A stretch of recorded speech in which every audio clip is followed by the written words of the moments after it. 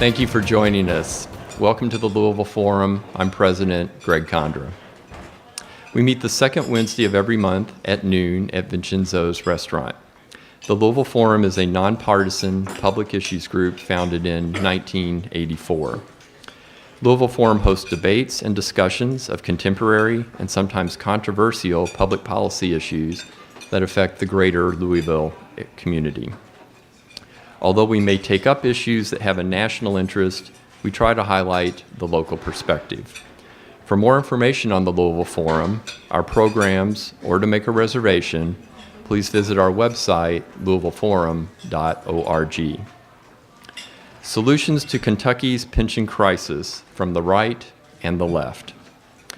Before we begin today's debate on the future of Kentucky's public pension system, I'm going to take a moment and frame the issue at hand for everyone.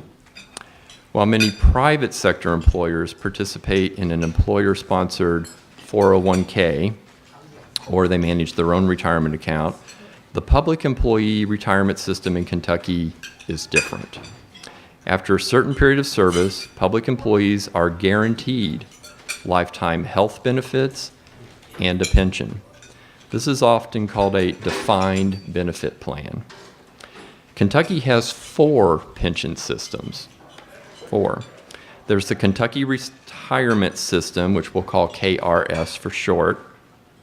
That's for state employees. KRS also manages the County Employee Retirement System, that's CERS, which, as you may have guessed, serves county employees. State legislatures and Kentucky's teachers also have their own systems. The state legislators' pension fund is in good financial shape. Call your representative. While the teacher's retirement plan is not. The largest driver of Kentucky's pension deficit is the $16.8 billion with a B Kentucky Teachers Retirement System, which pays out larger benefits and has only 45% of the money it needs for future payments. Wow. It is important to remember that teachers in Kentucky do not participate in Social Security, making their retirement fund that much more important to their future.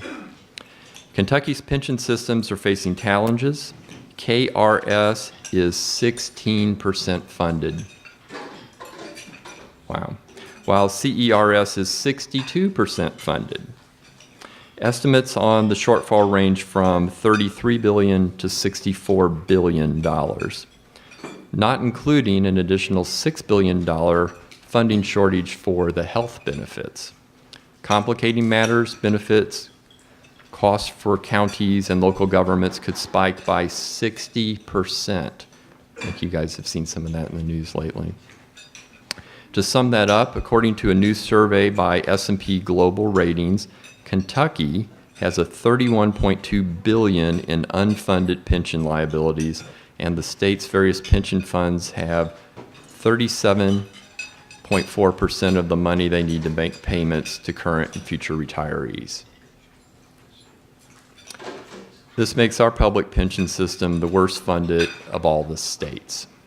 So, worst out of 50. Kentucky law directs the legislature to appropriate funds into the KRS every year. While contributions are required by statute, the legislature can waive the statute. And it's no secret that for years, Frankfurt spent funds earmarked for the system on other things. And I know many of us were disappointed when the last administration left. They took a victory lap and said, oh, hey, we're leaving with a surplus. Well, we didn't really have a surplus, did we? We didn't pay our pension. So, while the state funding is an important component of the current situation, it's not the only factor contributing to the challenge. The 2008 financial crisis wreaked havoc on investments. Funds like pension systems generally prefer less risky investments that often come with slower growth, making it hard to catch up. At the same time, fewer young people are entering public service, while an increasing number of the current workforce is nearing retirement. Less people are paying into the system as more people are drawing from it. Experts have suggested a variety of options to fix this, which we will hear about today. No matter your view on how we got here and what we should do, one thing is clear: something must be done. Failure to act means the public pension crisis will continue to consume more and more resources meant for education, the jails, healthcare, and other priorities. Some background on our speakers. We have Jordan Harris and Jason Bailey. Jordan was raised in Breckinridge County, Kentucky. He received his bachelor's degree in history from Penn State, where he served as chairman of the College Republicans. After graduation, he attended Harvard University for a master's degree in government. While at Harvard, he served as research assistant to Professor Harvey Manfield. Jordan has worked as a fellow for the Pioneer Institute for Public Policy Research in Boston and a policy fellow for the Charles Koch Institute in Washington, D.C. In 2014, Young America's Foundation named him one of the top political activists in the United States. He's the founder of the Breck Foundation, a nonprofit community development organization serving Breckinridge County, Kentucky. Jason Bailey is founder and executive director of the Kentucky Center for Economic Policy. He's the author of numerous reports and analysis of economic and fiscal issues facing the Commonwealth going back to 1998. Jason appears frequently in the media and is a regular speaker to civic organizations on policies that would move Kentucky forward. His public service includes appointments to the Governor's Blue Ribbon Commission on Tax Reform and the Kentucky Teachers Retirement System Funding Work Group. He has a Master in Public Administration with a specialization in public finance from New York University and a bachelor's from Carson Newman College. Later today, our speakers will be our questioners will be Jim Shake and Dan Hartledge. So I believe, Jordan, you're going to speak first, and then Jason, you'll follow up. Okay.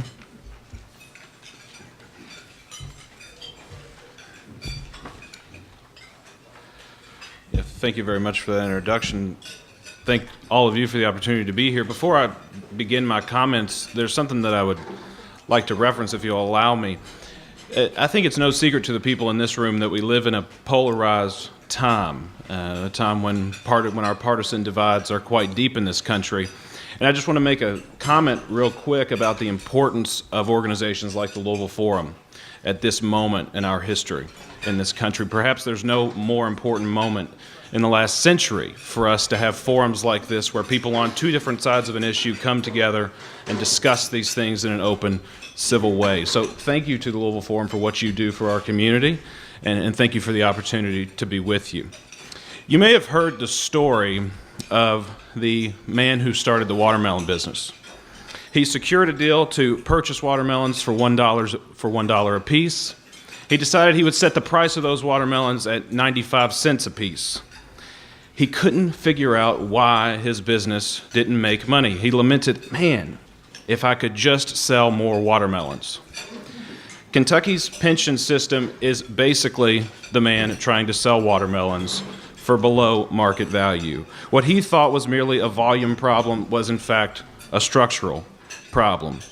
It's equally a story, I think, that underscores the central thesis that I see, the central issue that I see when I examine our system and our structure as it currently exists. Our existing structure is irreparably broken, and it is broken not merely because of a failure to pay enough, not to pay in enough, not merely because of the financial collapse. Those things are important, but it is irreparably broken because the design of the system is itself flawed. Specifically, I'm referencing what was already mentioned, which is the defined benefit system, which is the function of our system and other government systems around the country. These are systems that you may know have been abandoned largely by the private sector. Private companies have moved away from them. There are several design flaws of the defined benefit system, but let me just name a few, and I'll talk just a bit about the impact that they had here in Kentucky. The first problem is the structure of benefit obligations themselves. The way that an employee's pension is calculated, which is one of the things that I think got lost a little bit in this discussion, is a formula that, for example, might provide 2% of a person's salary multiplied by the number of years that they work.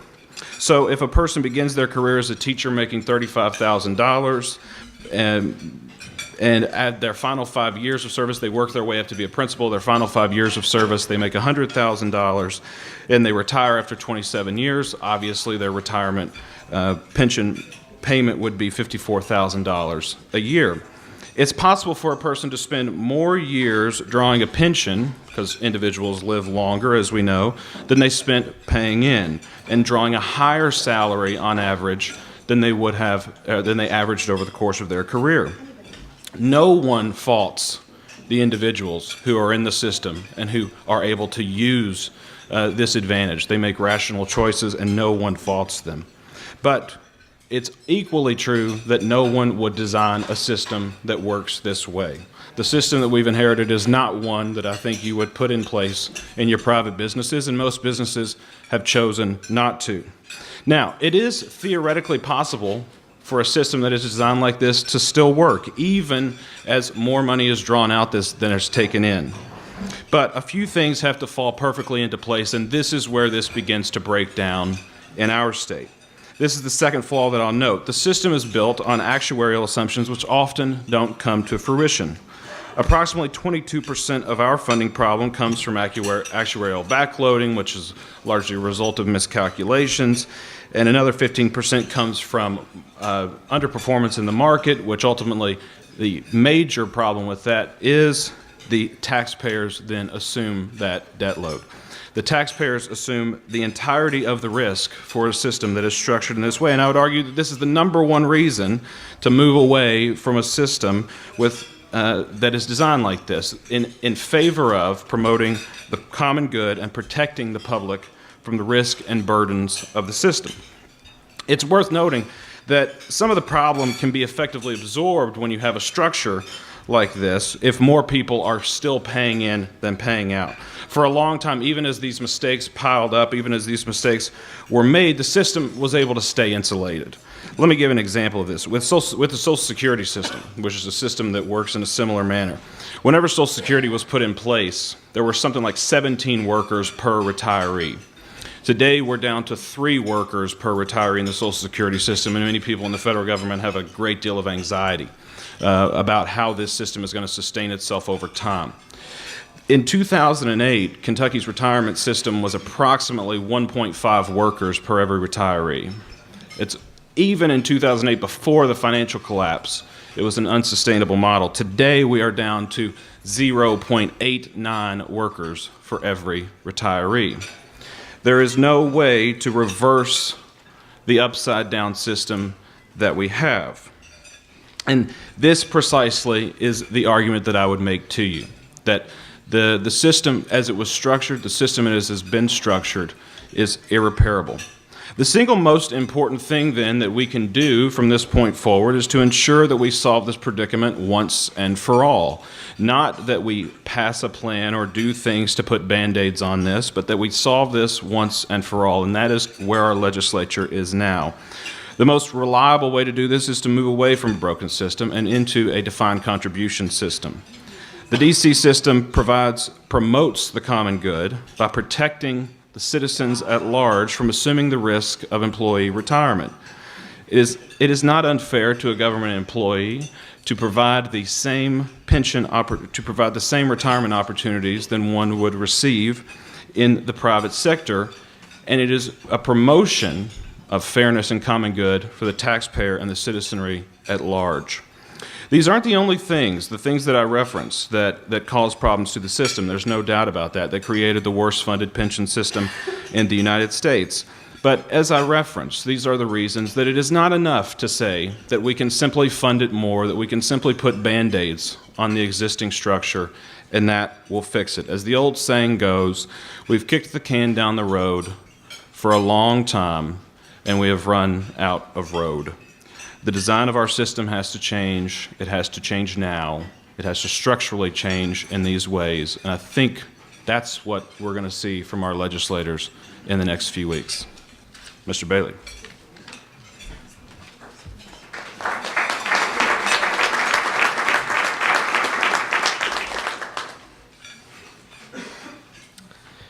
Hello. Good afternoon. I think it's afternoon now. Really glad to be with you all to talk about such an important topic. Thank you to Louisville Forum for holding this. This is a topic that affects everyone one way or another, whether you're a public employee or a taxpayer or a member of the community. And it's a topic that affects people so deeply that we're finding in our work that folks are extremely engaged and knowledgeable about this. And we write things on the internet about public policy, and you might imagine that sometimes those things don't get a ton of hits, as opposed to stories about U of L sports program or other hot topics. But I have to say, the things we've written about the pension system have gotten more website traffic than anything we've written in the entire 6 years that we've been around. And I've joked with my staff, you need to throw the word actuarial into more of your blogs, and maybe you'll get more hits on your things too. I was in Rodburn Elementary School last night in Moorhead and had people coming up to me and saying, on page 120 of that consultant report, it says this, blah, blah, blah, blah. Is that right, or do you think? And I didn't know what they were talking about, but that's how engaged people are, and that's a really important thing. Now, it's for an unfortunate reason in that we have this large unfunded pension liability that we face that everyone wishes wasn't there, but no one can wish away. We have to actually deal with. And my organization has been, since we were created, calling for actions to step up to address these debts. So I'm going to preface what I'm about to say by saying that we are not now and have never been in the whistling past the graveyard crowd about this issue. This is something we have to address, and we've always said that, and we continue to say that. However, I think that the extent of the situation and the nature of the problem, as it's being currently discussed, is being to some extent exaggerated and overgeneralized. And there are three issues, I think, that are important to keep in mind as we talk about this. The first is that not all the plans are in the same dire straits. There is a lot of difference in what the plan's condition is.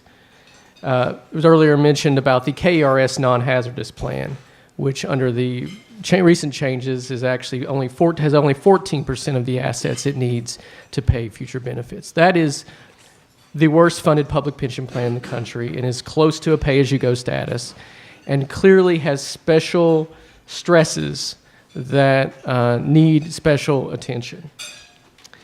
The teacher's plan, in contrast, it's actually 55% funded. It has $17 billion in assets from which to invest.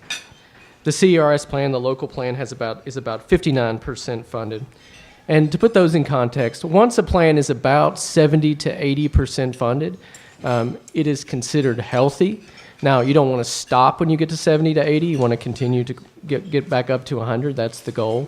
But those plans are certainly south of 70 or 80, but they are not in the red zone that the KERS non-hazardous plan is. So part of our concern is what we are hearing as far as an approach really applies what I would call a hatchet to the entire set of systems as far as assumptions, as far as benefits, a one-size-fits-all solution, when we think what's needed is a more careful, targeted, and differentiated approach.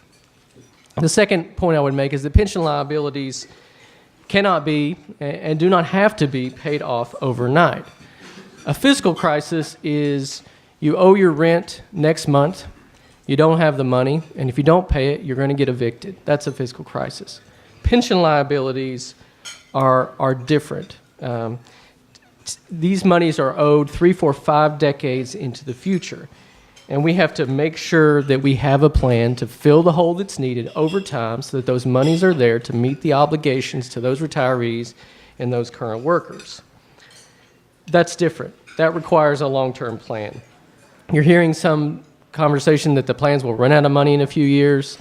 That is not true because of the assets the plans they have. The only way that could conceivably exist is for the KERS non-hazardous plan, but that's only if we revert back to our old pattern of not funding the plan, and no one thinks we should do that.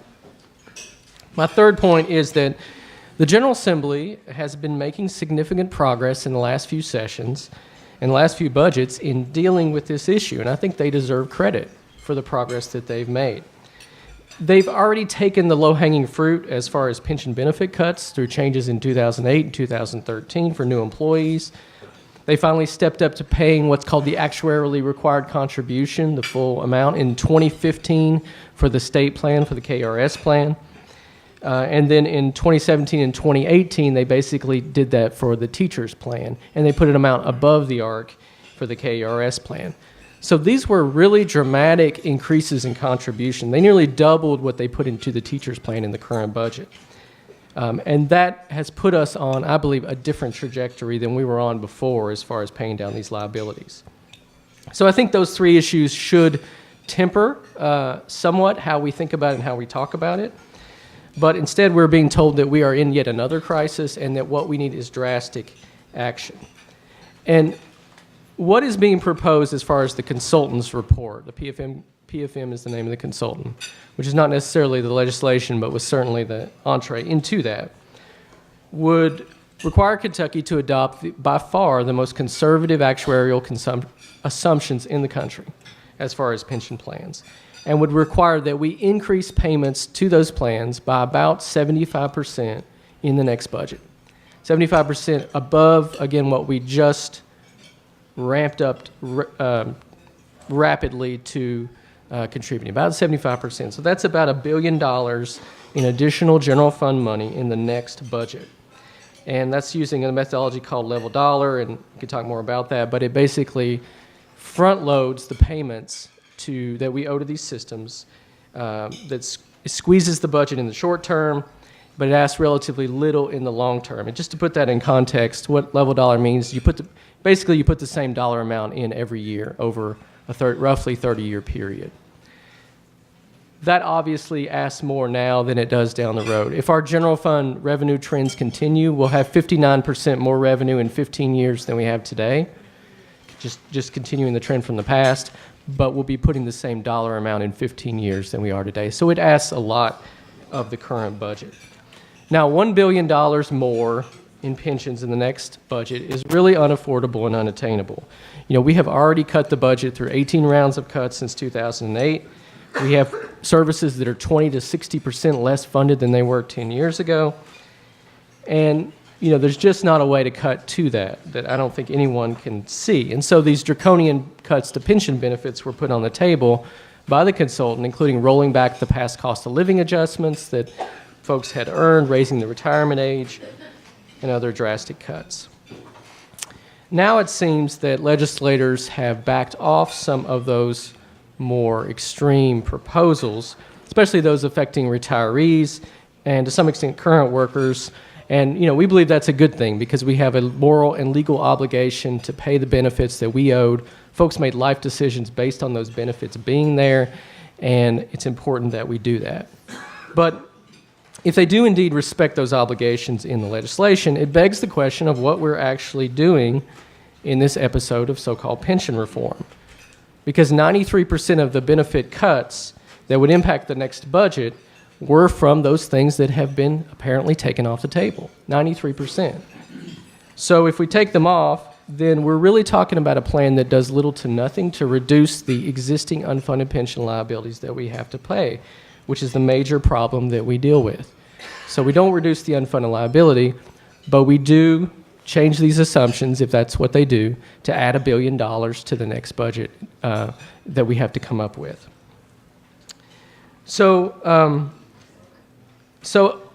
my final point is that what's being floated now is actually even worse than a plan that does little or nothing to reduce the real problem, because we're talking about some ideas that can actually add costs to the future. And specifically, I'm talking about this notion of closing the plans and moving to 401k type defined contribution plans. It's important to understand with new employees, there's no unfunded liability associated with those employees. Unfunded liabilities are for past underfunding or actuarial assumptions not being met. So the actual cost of a new employee when they walk in the door is very inexpensive, as long as you fund it adequately and on time. That makes it hard to beat, and it certainly makes it impossible to pay off the unfunded liability on the backs of those new employees, but it just makes it hard to beat in general. And in fact, the 401k type plans that the consultant proposed are slightly more expensive than the existing defined benefit plan, especially after it was changed in 2013 to a cash balance plan. It's especially more expensive for teachers. Teachers are not in Social Security. To move teachers into Social Security would actually cost more than itself, in and of itself, than the existing defined benefit plan they offer. Plus, we'll be matching a 401k. So we'll be adding costs if we move to a 401k. At the same time, we have, obviously, a big need to pay down the liability. Finally, there will be transition costs associated with shutting down a plan and moving to 401ks. One of the reasons these plans can earn high returns is they're always balanced by people of different ages. If you shut them down, that's no longer the case, and the plan will earn lower returns, the closed plan, over the decades it will take until the final check is written. At the same time, and I'll get into this more, I need to stop though, I've probably been going too long, but the benefits are, at the same time, we'll be paying about the same amount or more than we're paying now. Workers will receive a much smaller benefit and will be much harder to attract and retain a skilled workforce. I'll close by saying there is another option out there, and it's one that we have not at all brought up in past pension reform conversations, and that's to generate more revenue. We have not had a significant or any meaningful revenue increase in 27 years in this state since we raised taxes to pay for the Kentucky Education Reform Act to improve our schools. In the interim, what we've done is fill our tax code with a growing number of tax breaks, allow loopholes to develop and not close them, so that we are now actually giving away more money in tax breaks than we're actually collecting in tax revenue. And that's making this problem a lot harder. We can generate more revenue by ending a small portion of those tax breaks, pay our legal and moral obligations to our workers, allow us to continue to attract a skilled workforce, and pay for the other things, good schools, a modern infrastructure, improved health that we need to grow a strong economy and thriving communities. So thanks, and look forward to the questions and conversation.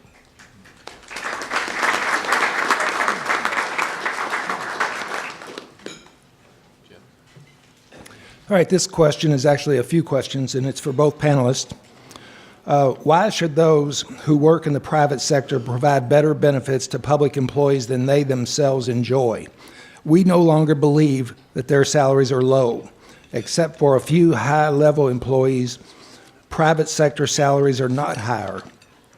Public employees get more paid holidays. They can afford to retire early. For example, Humana's deal to encourage early retirement did not include the opportunity for health benefits until those retirees were eligible for Medicare. Don't public employees have the opportunity to purchase gap insurance? Why are public employees allowed to retire and collect a pension from one job and then get another public job and collect a salary? And that's for both. I think it's probably fitting for Mr. Bailey to respond to that first. Trey, go ahead. Yeah. Is that gonna? Can you hear me? No. Is the mic picking up? Okay, great. Well, I'm not sure I can answer all those questions, but I think the fundamental question was why should people in the private sector be paying for benefits, these benefits for public sector employees? So a few years ago, we had a report done by an economist from Rutgers University that compared public and private sector compensation in the state, looked at total compensation, wages plus benefits, and did an apples-to-apples comparison that controlled for factors like levels of education and age. And they found that in terms of total compensation, public employees make about 13% less than comparable workers in the private sector. Now, their benefits are better. I think the decline of defined benefit plans in the private sector is irrefutable, but their wages are lower for comparable work, and folks take a wage penalty when they accept a public sector job. The pension benefit is part of the reason they're still attracted to doing that. Governments are large permanent employers that can create large pools of assets to invest for long periods of time to efficiently and effectively deliver a pension benefit. It's not expensive if you fund it. It is expensive if you're trying to make catch-up payments, as we are now, for past underfunding. Extremely expensive, and I totally recognize that. But the defined benefit structure remains the overwhelming retirement benefit of the public sector in this country. Almost no governments have moved to 401ks. There's only 3 states that do it for some of their workers because they recognize that it's hard to beat it if you fund it in terms of cost. It's a tool to attract and retain a skilled workforce, and governments are structured differently where it's very efficient and with low administrative costs to operate and manage a defined benefit plan. So I largely agree with the spirit of the question that was asked, which I think is a very important question. And I think that there are multiple ways in which that question should be asked. And one of the ways that we have to ask this question as we think moving forward is, why should more of our taxpayer dollars be directed towards these pension benefits and fixing these mistakes than would be directed towards education funding, or would be directed towards higher education, which has already been cut, or would be directed towards the other services that we want our state government to provide? This is essentially the question that has to be answered if we wish to continue the system as it's currently structured. There are no doubts that there are going to be additional costs to taxpayers, and the taxpayers are going to have to bear the burden of risk and responsibility for a system that's structured in this way. And there are no doubts that by having a structure like this, it's going to impact other areas of the budget. And so I agree with the spirit of the question. Let me say one thing that the governor has referenced multiple times that I think that this opens the door for and provides an opportunity for that I think is a very good thing. The structure of state government as a whole in the 21st century is going to be different than it was in the 20th century, with technology changes, with the needs and necessities of employees that can be more flexible through departments. What the governor has referenced in regards to this is having fewer state employees in the future that make more money. I think this should be the ambition of the structure of our state government. And so when Mr. Bailey talks about being able to attract and retain, a new structure to think about government in a new way, to think about government employment in a new way, allows us to move towards that place. What the defined contribution plan then allows for those employees to do is move in and out of the private and public sector, which is something that we know younger employees are choosing to do already. So in addition to the benefits to the taxpayer, not through funding mechanisms, I think that there are additional benefits that will come from making these changes right now that will reshape the structure of our state government in a way that better prepares us for the 21st century. The next question, we've got a couple of questions regarding the possibility of legalizing casino gaming or gambling as a part of the solution. Your thoughts?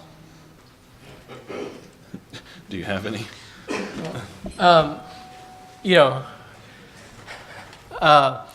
We've been debating that for a long time in this state. I think that one of the there are obviously a lot of political hurdles and divisions within different interests at play.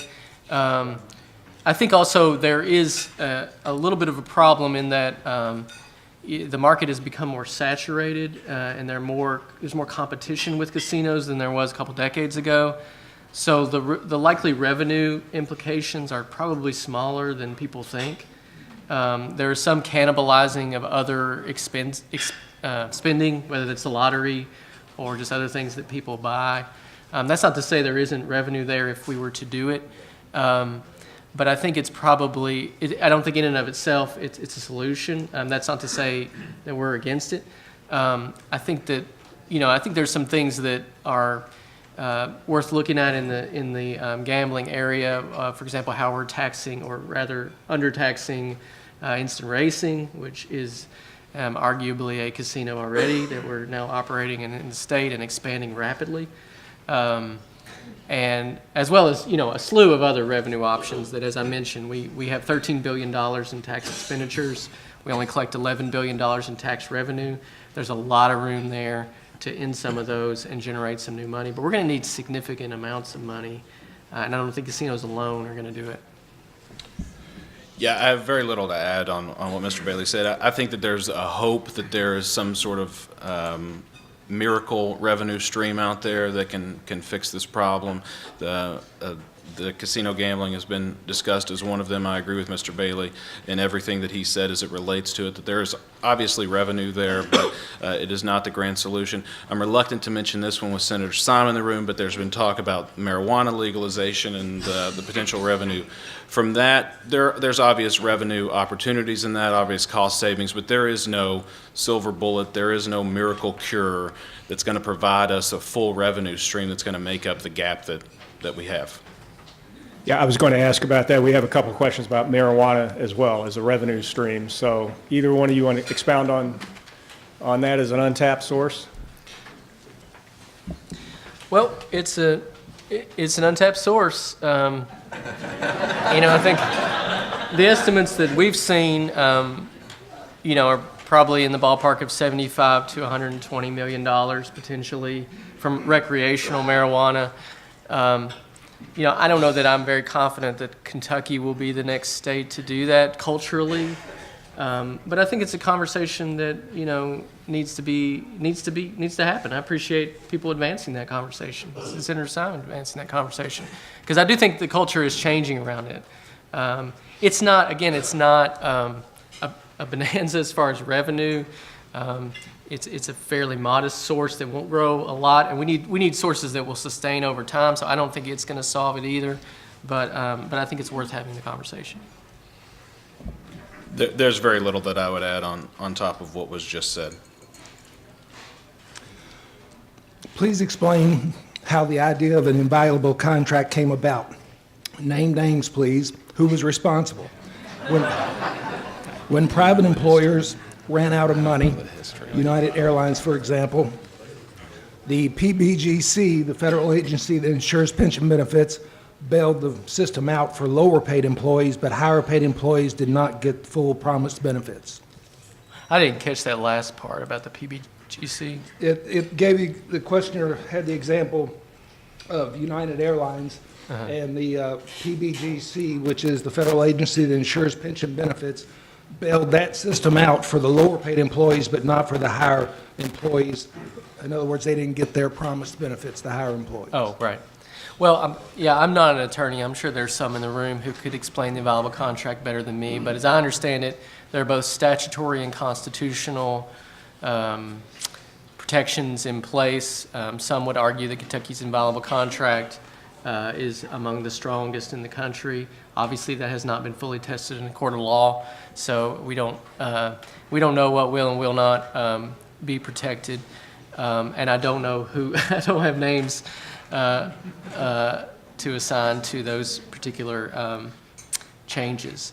So, I think that we would rather not go down that road. I think again, you have benefits earned. I think there is a strong sense that those are morally obligated, at least, if not legally obligated. One of the proposals to roll back cost of living adjustments, which may or may not be inside the inviolable contract, I don't know, that would cut some older retirees' checks by more than a third. I think that's not something that we probably want to do. These folks are living on a fixed income, and most of the incomes are fairly modest. The average pension benefit in the state system is about $20,000 a year. So to cut that by a third when folks are at an age where they're probably paying medical bills at higher levels, and it's not like they can go get a job. You're past the Walmart greeter age limit, I think, at that point. I think we don't want to go down that road. Yeah, I'm not sure who's responsible for the inviolable contract. If you know who it is, let them know we're looking for them. But I'll say a few things to build on top of that. One is that our legislators, who don't need me to defend them, but I will for a moment, have made a commitment to live up to the legal and moral obligation. From the governor to Speaker Hoover to President Stivers, all three of them have talked at length about this, and many legislators all around the state have talked about this.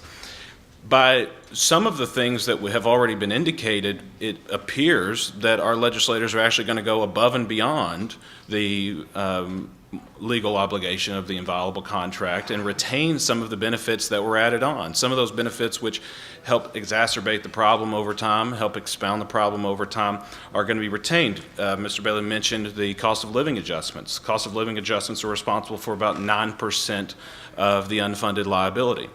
Taking those away would save hundreds of millions of dollars a year, but our legislators have committed to keeping those in place.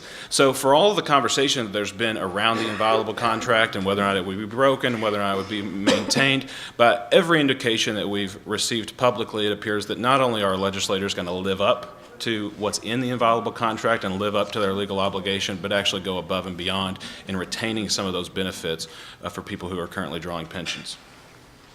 A question for both of you. Could you discuss the ramifications of city and county employees withdrawing from the state retirement system? So I think the reference there is to the separation issue, not the not individuals. Right. But so the issue there is that the League of Cities in particular and other localities are advocating for separation from the Kentucky retirement systems and the formation of their own system, the county employees retirement system, with their own board. They share a board with the state system and with gubernatorial appointees and so forth. And they feel that that they are both in better funded condition, which they are, as I mentioned earlier. They're nearly 60% funded. And I would argue on a path to full funding as long as their payments continue to be made. They have to make their payments under law, so they don't have a choice there. And I think they make an important case for their difference that I hope will be considered. I think there are probably some inefficiencies and loss of economies of scale from not having one system that I think would be an unfortunate downside to separation. And we have not actually taken a position on separation because of the pros and cons, in addition to the fact that we would like to see all the employees working together as opposed to running away from each other. But I think that the potential ramifications are, depending on if separation is allowed, that the system could, if it's given the authority, keep the existing plan or keep the existing actuarial assumptions without sort of requiring these huge ramp-ups in funding all of a sudden that will frankly put some counties in eastern Kentucky that have been hit by the coal decline at risk of bankruptcy. They're already at risk of bankruptcy. And if these big new contributions are demanded of them, we may actually see some of them file. So, much like Kentucky Center for Economic Policy, Pegasus Institute hasn't taken an official position on the separation of CERS. As was already referenced, this is a big move. Whenever you drive into Frankfurt, there's the billboard you may have seen, free CERS. There's a major concerted effort to do this. Let me say a couple of things about CERS. I don't know if we're going to see separation. I sort of doubt that we're going to see separation of the two. I wouldn't necessarily be opposed to it under the condition that CERS was never allowed to come back to the state to ask to be bailed out. That would be the biggest problem, and my concern is that to break them free and then 5 years from now they come to Frankfurt begging for a bailout because of mismanagement or whatever. CERS, though, is a perfect illustration of the flaw with our existing structure, with our existing defined benefit structure. In 2002, I believe every single one of our pension plans was funded over 100%, and CERS really led the way with that. CERS was, I think, over 150% funded, maybe even been at one point 160% funded. And they were meeting their full arc every year, so they were meeting the obligation that was given. They're legally required to meet that every year. Now, 10 years later, 15 years later, CERS is only 59% funded. So they've lost 100% of their funding in a 15-year period. This is a perfect illustration of the problem with our structure as it currently exists. Even though they were legally required to fund the system at the arc that was given to them, the system still couldn't keep up, and they lost 100% of their funding over time. Can I respond? Sure. Just another, I think an important point about that, and part of the reason they're only 59% funded instead of a much higher number, is the state awarded cost of living adjustments to state retirees and county retirees. that was not included in their ARC calculation. So in other words, the state added to their cost by awarding COLAs and not telling them to pre-fund it.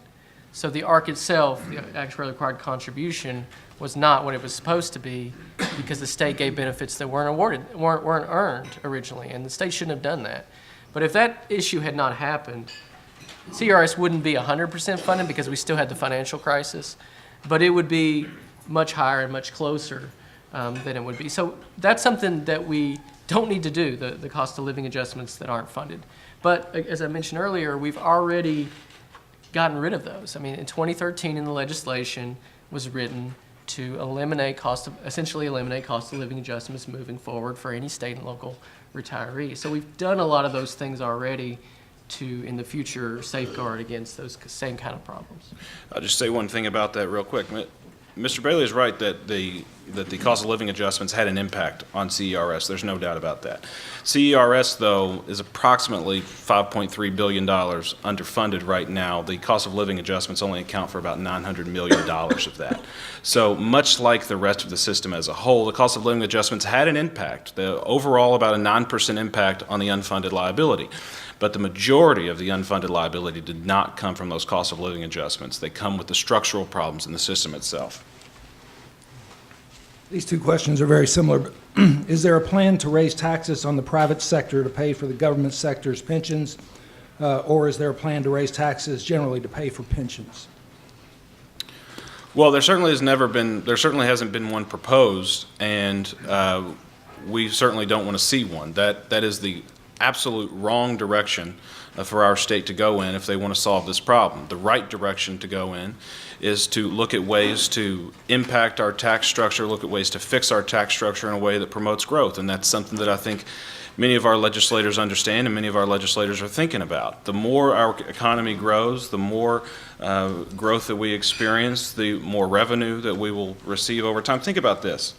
In this country, we haven't had 3% growth in 9 years, a year of 3% growth. What's the importance of 3% growth? 3% growth over a 24-year period doubles the size of your economy. If you keep our tax revenues at the exact same place as percentage of our total GDP, in 24 years, our general fund revenue would be approximately $20.8 billion a year.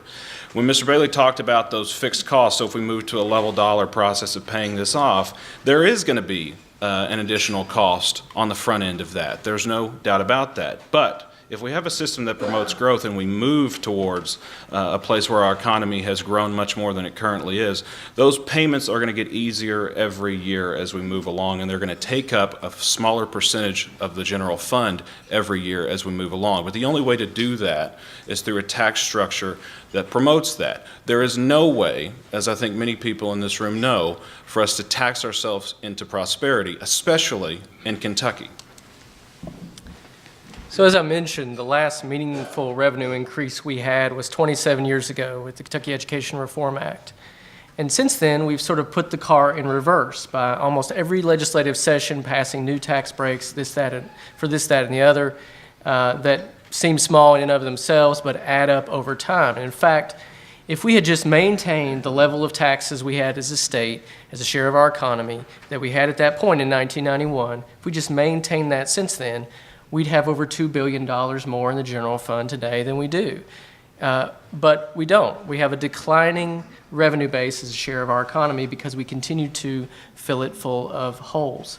There's really no way that we're going to be able to pay this bill. Again, shifting to 401ks doesn't reduce the unfunded liability. The only way we can pay that down is to have the resources to do that.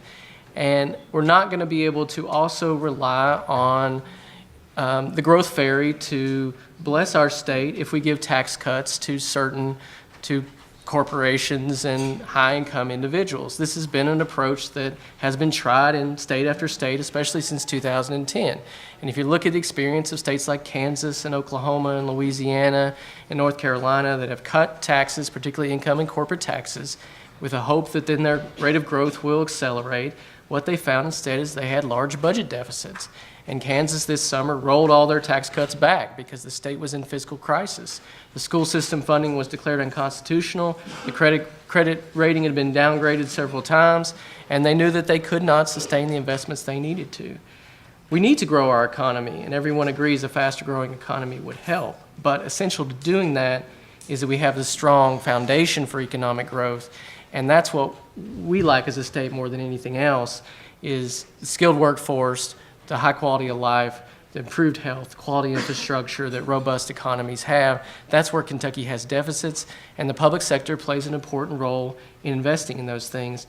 But we're disinvesting in those things, and we will disinvest even far more if we make these huge new pension contributions without putting more revenue on the table. Well, if you guys are like me, you're glad you were here to witness this smart, thoughtful, respectful conversation about a really critically important problem for all of us. We have some parting gifts, our Louisville Forum Mint Julep Cup. All right. So there you go. Thank you. And I'd like to make everybody aware of next month's program. Has anybody ever heard of Greg Postal? Yeah, I thought so. So next month at this very microphone, U of L interim president Greg Posta will be here, and I guarantee you will hear things you've not heard before. So it's going to sell out, reserve early. Reservation line is open immediately after this meeting. So once again, a warm thank you for Jason Bailey and Jordan Harris. And we are adjourned. Thank you.